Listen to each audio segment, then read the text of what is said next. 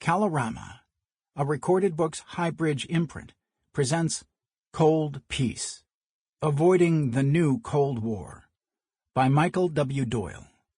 Read by Paul Heitsch. Introduction. From Cold War to Cold Peace. It is now increasingly clear that the post-Cold War era is over. This makes me remember with nostalgia that wonderful day in 1988 at the UN General Assembly, when the Cold War began to end, the day when Mikhail Gorbachev declared human rights were not just Western, as they were seen to be during the Cold War, but human and global. The Berlin Wall fell, the Warsaw Pact crumbled, and then the USSR collapsed, and Russia began to democratize. And in 1989, young Chinese erected a Statue of Liberty in Tiananmen Square, heralding the possibility of a liberal spring spreading to the other communist great power. The early 1990s were hopeful times, but also times of missed opportunity. I share some of the sad irony expressed by the great Cold War novelist David Cornwell, pen name John le Carré, who said in 2001 that the right power lost the Cold War, but the wrong one won it. In 2020, le Carré elaborated through a 1990 comment of the character he identified with, George Smiley. One day, history may tell us who really won. If a democratic Russia emerges, why then Russia will have been the winner. And if the West chokes on its own materialism, then the West may still turn out to be the loser. Le Carré hoped for a peace without victors in a newly constructed international order. Unfortunately, we entered an era of U.S. unipolarity mixed with much arrogance. Russia descended into populist and later autocratic kleptocracy, and Eastern Europe fled west into dependency on NATO and the European Union. China succeeded in borrowing the market while holding democracy at bay. Today, in the emerging new Cold War, we are paying the price for a failure of creativity in the 1990s. And it is more serious than it appeared just a few years ago. It is more dangerous than just traded insults. Ukrainians today are bearing the costs as they valiantly attempt to defend their national independence. Instead of marking an end to strife over ideology and the start of an ever-growing international liberal order of peace and cooperation, or a return to a classical multipolar balance of power, the post-Cold War era is being followed by a new Cold War. This is a war, so far cold, among great powers and between clashing systems of government. It is characterized by industrial competition, information subversion, and cyber warfare. None of this has escaped the politicians. President Biden concluded his first news conference of 2021 with these words. "I predict to you," he told reporters, "your children or grandchildren are going to be doing their doctoral thesis on the issue of who succeeded, autocracy or democracy, because that is what is at stake." This new geopolitical world has grave implications for the curbing of climate change, the promotion of human rights, and the protection of national security. Citizens around the world need a more concerted effort to manage global security tensions, and a more careful but determined human rights strategy, both adapted to these times and designed to ensure that the post-Cold War era transcends the war in Ukraine and turns into, at least, a cold peace. For the United States, such an effort must include a much more careful and coherent diplomacy with both Russia and China, aimed at establishing a détente that is based on a mutual non-subversion understanding. It must also instigate substantial reforms in domestic policy aimed at establishing resilience and reinforcing a more egalitarian order. Enhancing liberal security, promoting prosperity, and supporting human rights calls for reasserting international rule of law principles, reaffirming existing alliances, addressing domestic inequalities in some liberal democracies, and improving trade regimes. All are necessary to foster conditions for better times in international relations. Fortunately, while there is a danger of a Cold War, there is no danger of replaying the Cold War. Cold War II is unlikely to be as extreme as Cold War I. 3 factors weigh against escalation. The first is a rational appreciation of the likely costs of a Cold War between the United States and China. One need only recall that China has had an economic growth rate more than twice that of the United States, a GNP close to that of the United States, and a population 3 times that of the United States. The second is an unprecedentedly large global common interest in mutually dependent prosperity and protecting the planet from environmental deterioration. The third is that Russia and China are authoritarian, not totalitarian. Putinism is not Stalinist communism, Shiism is not Maoism, and no one is a Nazi. Yet the United States, Russia, and China are unlikely to establish a warm peace, such as that enjoyed within Western Europe or between Europe and the United States and its other allies. None of the powers are unusually aggressive. In recent years, the United States did invade Afghanistan and Iraq, the latter on the basis of very faulty intelligence, and intervened with allies in Libya and Syria. Russia invaded Georgia and Ukraine twice.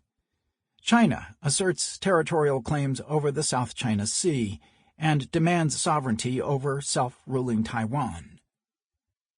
The deeper source of global conflict is defensive. The United States and its allies do not want to impose democracy by force. They want to make a world safe for democracy, in which national security is affordable, elections are secure, markets are free, and in which human rights remain an ideal. China and Russia do not seek to impose autocracy for its own sake. They, correspondingly, seek a world safe for autocracy in which governments are free to have or not have elections, and human rights, markets, and information are subject to state direction, and no one outside the government questions state policy. Both sides are threatened because those two visions, both systemic, so-called milieu goals, are incompatible unless both sides agree to difficult compromises. Restoring the prospect of diplomatic accommodation will be difficult after the shock, war crimes, and severe retaliatory sanctions generated by the invasion of Ukraine. But even the worst wars end. Cold War détente followed the war in Vietnam and the Soviet invasion of Czechoslovakia. Cold War strife can develop into a compromise, a Cold Peace détente, if a non-subversion pact can be implemented. That is, if neither side attempts to attack the political independence or territorial integrity of the other.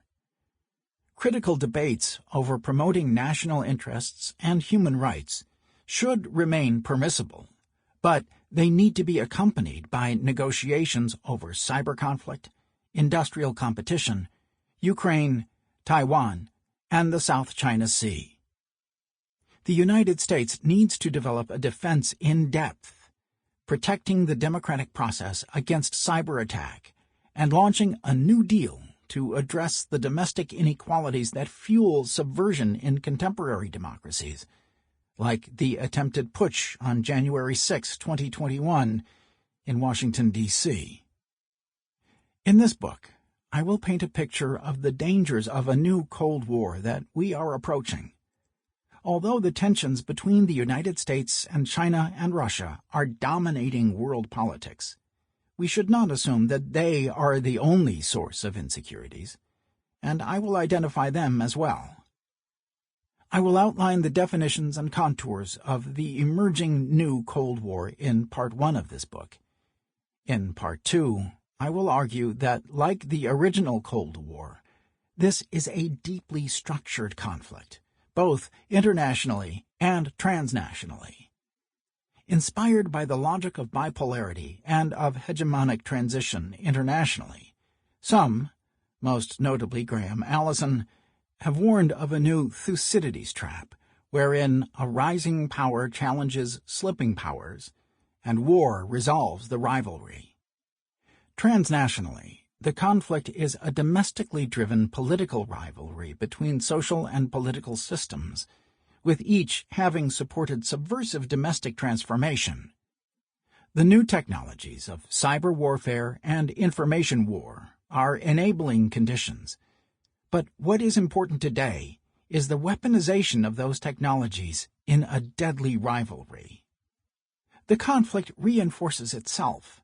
Some notable American statesmen, the late Senator John McCain prominent among them, have identified a new Cold War in Russian subversive threats. They have called for an alliance of democracies to confront those threats.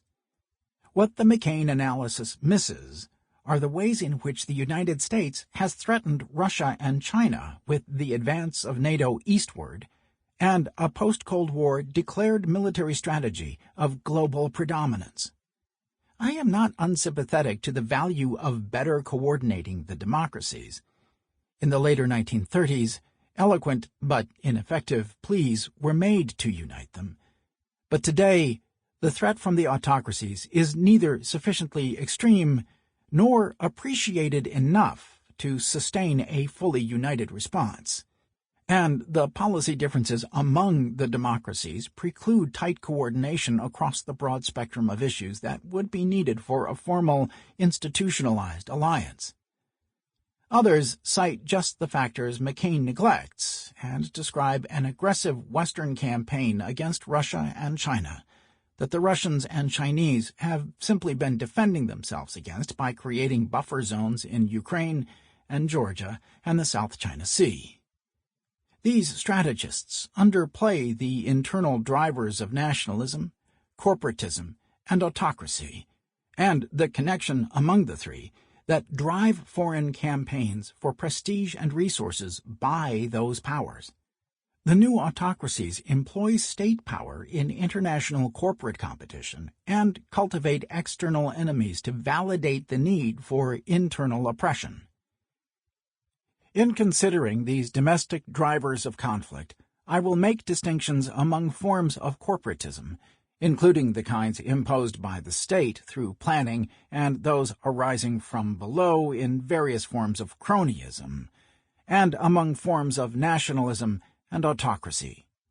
I will also explore how these interrelate and make, in varying ways, stable relations between them and the varieties of capitalism, liberalism, and democracy immensely difficult.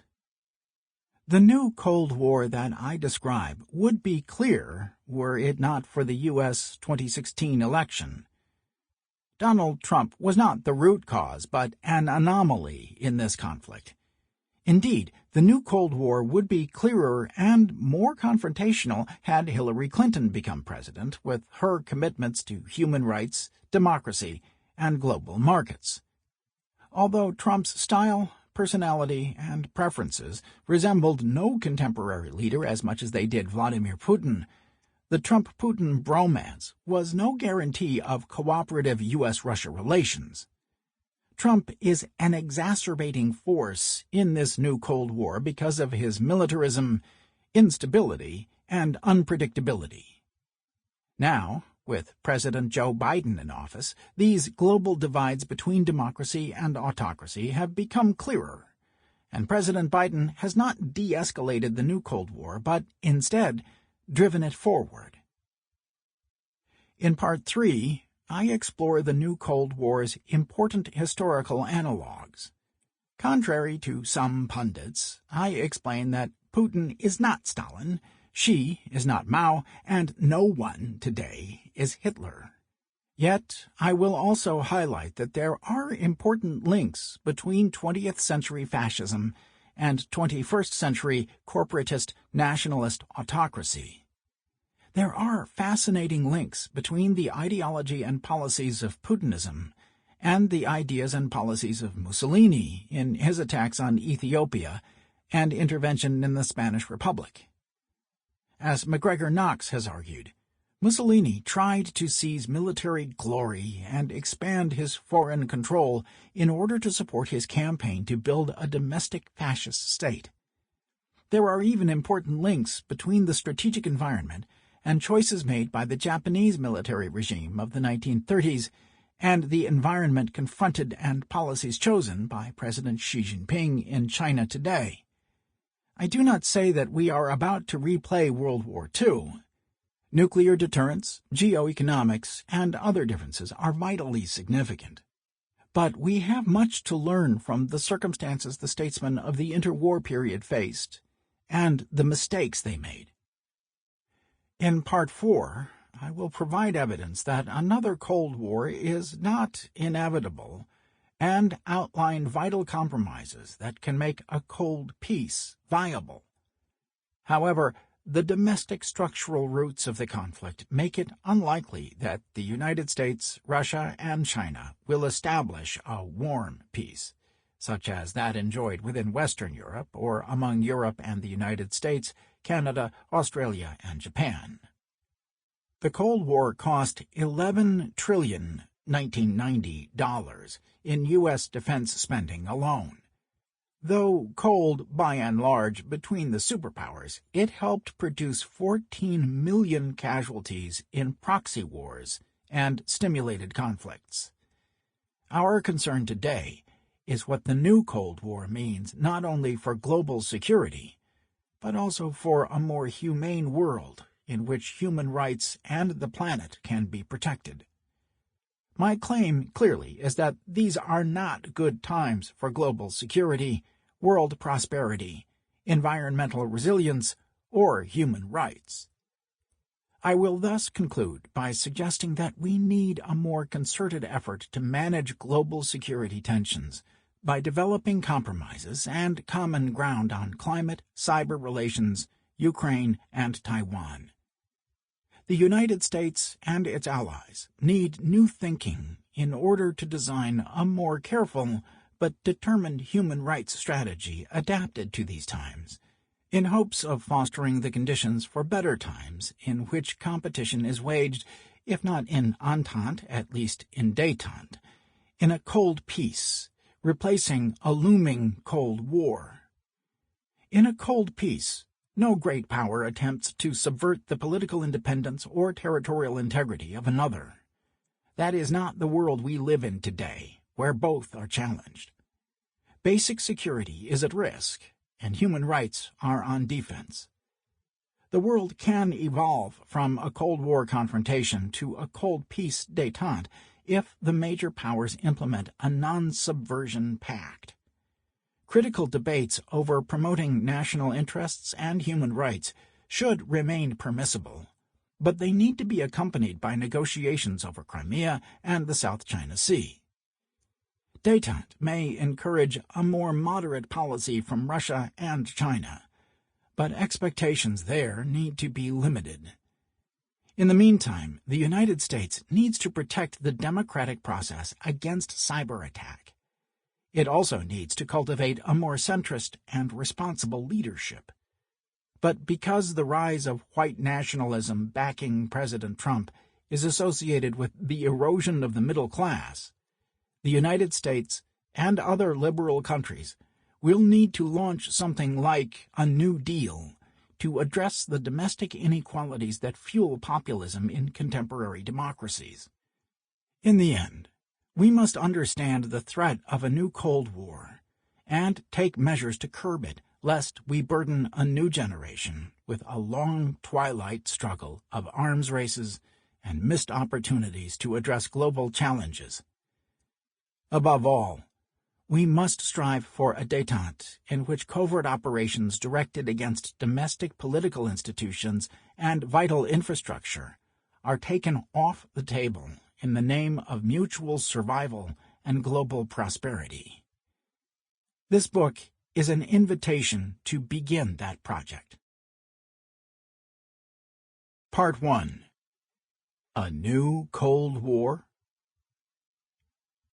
In 2021, as U.S. ties with Russia and China came under increasing strain after the surge in Russia-based cybercrimes and in human rights violations by the Chinese Communist Party, CCP, a NATO summit adopted a more united stance against the systemic threats to the rules-based international order posed by Russia and China.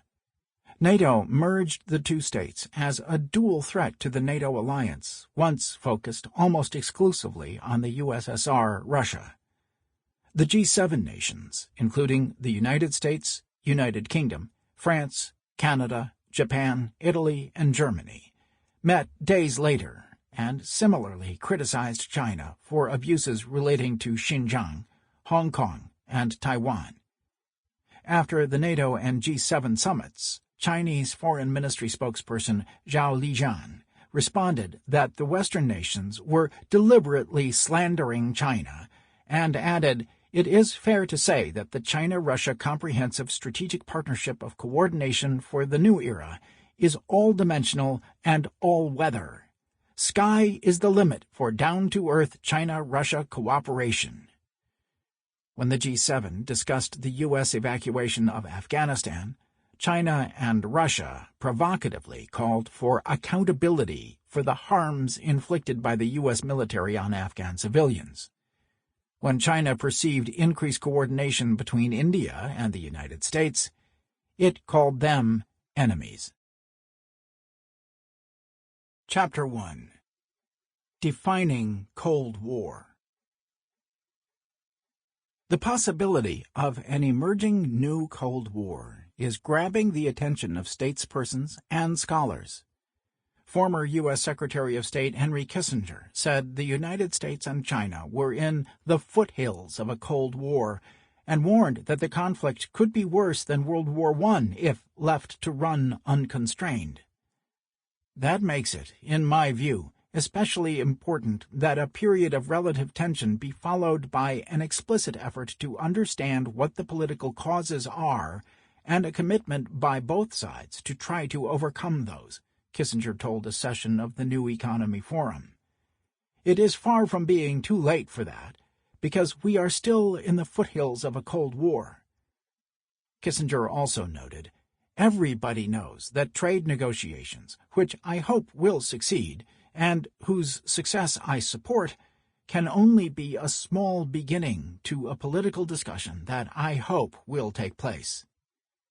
The Cold War is back with a vengeance, but with a difference, UN Secretary-General Antonio Guterres declared, explaining, "The mechanisms and the safeguards to manage the risks of escalation that existed in the past no longer seem to be present."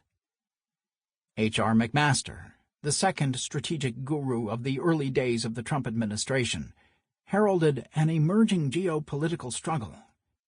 In a speech previewing the Trump administration's new national security strategy, discussed later, he invoked warlike images of the current order with threats to liberty and freedom from terrorist groups, the revisionist powers of China and Russia, and the rogue regimes of Iran and North Korea, as akin to the threats that the United States and its allies previously encountered from fascism, imperialism, and communist totalitarianism. And eminent scholars of international history, such as Lawrence Friedman, describe a new Cold War characterized by assassination attempts, cyber attacks, military interventions. Russia is once again playing a deadly game with the West.